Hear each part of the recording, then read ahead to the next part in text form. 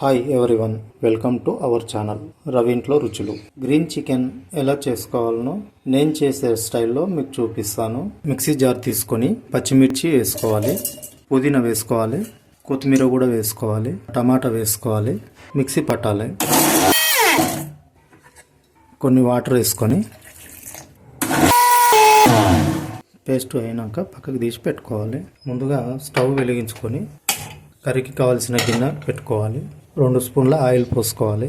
బిర్యానీ ఆకు, చెక్క, 2 లవంగాలు, 2 ఇలాచీలు వేసుకోవాలి. కరివేపాకు వేసుకోవాలి. ఉల్లిగడ్డ వేసుకోవాలి. అల్లం వెల్లిపాయ పేస్ట్ వేసుకోవాలి. పసుపు వేసుకోవాలి. కడిగి పెట్టుకున్న చికెన్ వేసుకోవాలి.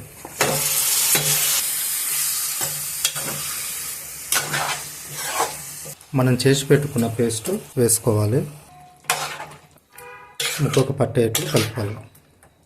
కర్రీకి సరిపడా ఉప్పు వేసుకోవాలి. గరం మసాలా వేసుకొని కలుపుకోవాలి. కాసేపు మగ్గనివ్వాలి. మనకు కావాల్సిన గ్రీన్ చికెన్ రెడీ అయిపోయింది.